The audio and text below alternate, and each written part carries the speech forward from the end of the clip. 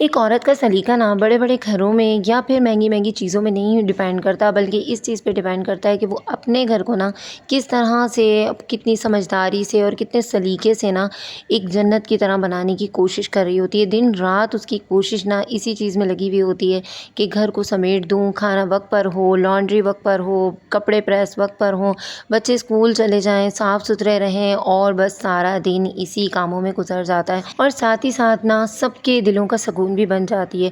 तो अस्सलाम वालेकुम, कैसे हैं आप सब लोग? अल्हम्दुलिल्लाह मैं भी बिल्कुल ठीक-ठाक हूँ। यहाँ पर जो है ना तकरीबन 2 दिन पहले मैंने ये कपड़े धोए थे, बारिश बहुत ज़्यादा तेज़ हो रही थी और मेरी ना पूरी कोशिश यही होती है कि थोड़ी बहुत धूप जो होती है ना वो बारिश के मौसम में भी ना कपड़ों को लग ही जाए। तो इसी वज़ह से मैंने 2 दिन तक ना कपड़ों को उठाया ही नहीं, वरना मोस्टली ऐसा होता है कि बस सुबह कपड़े डाले धोकर और उसके बाद वो शाम तक सूख जाते हैं। तो इतना ज़्यादा घर में फैलावा भी नहीं होता। लेकिन भाई ये बारिश का जो मौसम होता है ना, इसमें अच्छे ख़ासे जो घरों की है ना वो वाट लगी हुई होती है और बहुत दिल करता है कि जल्दी से ना बस बारिश ख़त्म हो जाए। लेकिन अल्लाह ताला की रहमत है और अल्लाह ताला अपनी रहमत से हम लोगों को जब नवाज़ रहा है तो उसको एंजॉय भी करते हैं। लेकिन बहुत सारे घर ऐसे होते हैं जो छोटे-छोटे घर होते हैं, तो वहाँ पे थोड़ी-सी परेशानी आ ही जाती है और आजकल आपको पता है हमारे मुल्क के क्या हालात हैं। तो यहाँ पर मैं भी अपने घर में ना थोड़ी-सी परेशान हुई हुई थी। कपड़ों को सबको धूप लगाने के बाद फिर बच्चे स्कूल वगैरह चले गए तो हम लोगों ने फिर नाश्ता किया। अच्छा, नाश्ता करते-करते भी ना मेरे माइंड में ना बस यही चल रहा होता है, नाश्ते के फ़ौरन बाद मैंने ये भी काम करना है, उसके बाद मैं ये करूँगी और ये सारी तरतीब ना किसी कंप्यूटर की तरह, किसी कॉपी की एक लिस्ट की तरह ना मेरे माइंड में चल रही होती है कि एक कहते हैं ना कि एक डायरी का पेज होता है, बंदा उस पे लिख लेता है, तो इसी तरह मेरे माइंड में ना इस तरह से काम चल रहे होते हैं। तो यहाँ पे मेरे हस्बैंड लेकर आए थे ये ऑयल की बॉटल, तो एक मैंने पाउच मँगाया और एक ये ऑयल की बॉटल ख़राब हो रही थी, तो सोचा कि मैं 2 बॉटल्स मँगाने के बजाय ना 1 पाउच मँगा लेती हूँ और 1 बॉटल मँगा लेती हूँ। जब इसकी जितना भी ऑयल है वो ख़त्म हो जाएगा ना, तो फिर मैं ये जो पाउच है इसको इसके अंदर ऐड कर दूँगी और इस तरह से ना मेरे पास बॉटल भी हो जाएगी और इतना ज़्यादा महँगाई का जो एक बहरान आया हुआ हमारे मुल्क में ना, उससे भी थोड़ी-सी निजात मिल जाएगी। तो भाई ये मैंने क्या किया कि इसको मैं रख दूँगी उठाकर फ्रिज में और यकीन करें ऑयल को ना, ऑयल के इस तरह के जो पाउच होते हैं ना उनको सेव करने का फ्रिज से ज़्यादा अच्छा तरीका कोई हो ही नहीं सकता। आपने इसको फ्रिज के अंदर एक कोने में रख देना है और जब तक आपको ज़रूरत ना हो ना आप इसको ना निकालें, तो ये पाउच है ना कहीं से भी गिरेगा नहीं, लीक नहीं होगा, कुछ भी नहीं होगा। वरना ऐसा होता था कि पहले मैं मँगा लेती थी और उसको कॉटन में रखती थी ना, तो ये कहीं न कहीं से लीक हो जाता था। अच्छा, तलो की ये बॉटल है और ये ना बहुत ही ज़बरदस्त इसके अंदर इन्होंने पैकेजिंग कर रखी है। ये फुल भी खुलती है और जब इसका जो कैप है ना वो उसमें से थोड़ा-सा ऑयल भी निकलता है और हाफ़ ऑयल भी निकलता है और अगर पूरे को हटा दो ना तो पूरा भी निकलता है। तो ये मुझे बड़ा अच्छा लगा। कभी बच्चों के लंच वगैरह के लिए कम अगर ऑयल की ज़रूरत होती है तो ये थोड़ा-सा हम क्वांटिटी में भी यूज़ कर सकते हैं, एकदम से ज़्यादा नहीं गिरता। तो मुझे ये बॉटल्स बहुत ही अच्छी लगी और वही बात है ना कि जब हम घर चलाते हैं ना, घर की एक-एक चीज़ को हम लोग देख रहे होते हैं, तो भई हम औरतों से ज़्यादा अच्छा कोई बता ही नहीं सकता कि यहाँ पर ये चीज़ किचन के लिए सही रहेगी या नहीं रहेगी। तो इसी हवाले से मैंने बॉटल्स के हवाले से आपसे बात की, क्योंकि बहुत सारी बहनों को बिल्कुल आइडिया नहीं होता, जो नए-नए घर चला रही होती हैं, उन्हें नहीं पता होता कि कौन-सी चीज़ हमें लेनी है, कौन-सी चीज़ नहीं लेनी।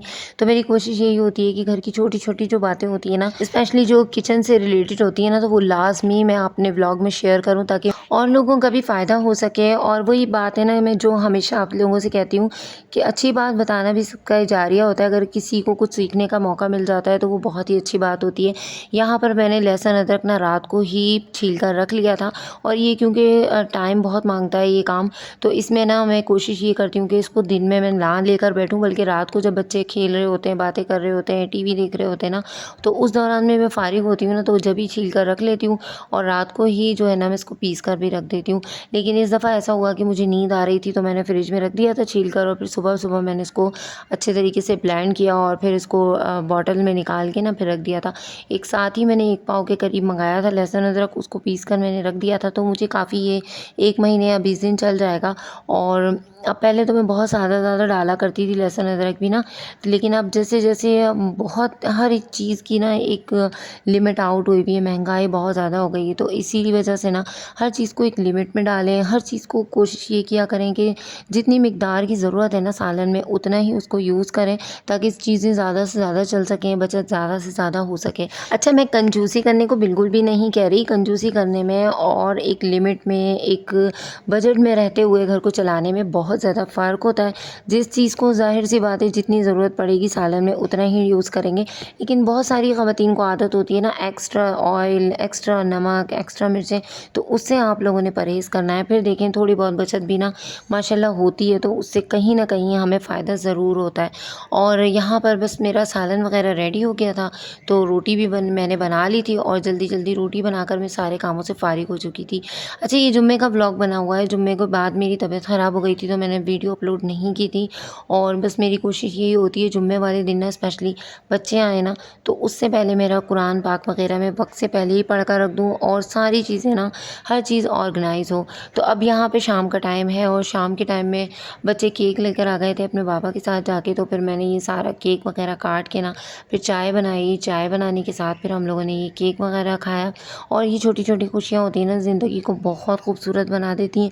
और स्पेशली जब बच्चे साथ में बैठे होते हैं ना, तो मुझे वो वक़्त बड़ा अच्छा लगता है जब हम सब बैठ के मिल के खाना वग़ैरह खाते हैं।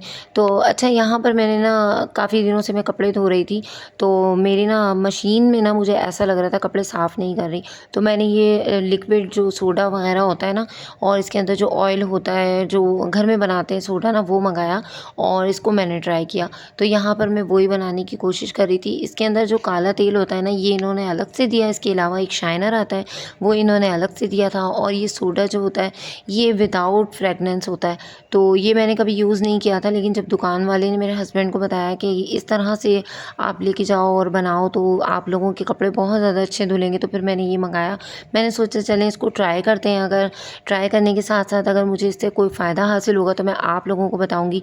तो अगर किसी बहन के घर में इस तरह से कपड़े धुलते हैं और ऐसे सर्फ़ आता है ना, तो मुझसे ज़रूर शेयर कीजिएगा। भई मुझे तो बहुत ज़्यादा वही सर्फ़ अच्छे लगते हैं जिनमें बहुत अच्छी-अच्छी खुशबू आ रही होती है। कपड़े तो अमूमन साफ़ हो ही जाते हैं। मैं क्या करती हूँ, जब मेरे हस्बैंड के कपड़ों पे धब्बे वग़ैरह लगे हुए होते हैं ना, तो मैं उसको साबुन लगा कर ना थोड़ी देर के लिए छोड़ देती हूँ उन धब्बों के ऊपर और फिर उसको हाथ से ना मल-मल के अच्छे तरीके से निकाल देती हूँ। लेकिन इस दफ़ा उन्होंने कहा कि तुम इतनी मेहनत करती हो, मैं लेकर आता हूँ चलो। तो मैंने सोचा चलें इसको भी ट्राई करते हैं, तो देखते हैं ये कैसे बनता है। अच्छा, ये ख़ैर काफ़ी गरम-गरम होता है, इसको हाथ नहीं लगाते बिल्कुल भी और कोशिश करते हैं अपने हाथों को भी ना बचाकर फिर इससे काम लिया जाए। तो भई मैंने अपने हाथों को भी बचाया हुआ था और ये झाग बनाता है ना एकदम से, तो ये ऊपर आता है और ऊपर आने के फ़ौरन बाद ना काफ़ी ये गर्म भी हो जाता है और इसके अंदर से अच्छी खासी हीट निकल रही होती है। तो बड़ा मुझे डर लग रहा था कहीं मेरे हाथों को ख़राब ना कर दें, लेकिन फिर मैंने काफ़ी देख लिया कि इसके अंदर से काफ़ी हीट निकल रही है। तो फिर वही बात है कि फिर जब बंदा देखता है ना कि हम नुकसान में जा रहे हैं, तो इंसान को ना इतनी अकल होती है, इतनी समझ होती है कि अपने हाथों को बचाता है। तो मैंने भी यहाँ पर यही किया, अपने हाथों को भी बचाया और साथ-साथ में इसको अच्छे से मिक्सअप भी किया। फिर जब ये सारा प्रोसेस हो चुका ना, तो ये अच्छा-सा सर्व बन के रेडी हो चुका था। अच्छा, इस सारे प्रोसेस में ना मुझे तकरीबन 10 मिनट लग गए थे, क्योंकि अच्छे खासे टाइम लेता है ये सब कुछ एक दूसरे में मिक्स होने में। तो उसके बाद फिर मैंने 2-3 चम्मच ना भर-भर के इसके अंदर बड़े वाले डाल दिए थे और फिर सबसे पहले अपने हस्बैंड के कपड़े इसके अंदर डाले, तो मुझे ऐसा लगा अच्छे खासे इसने झाग बना दिए।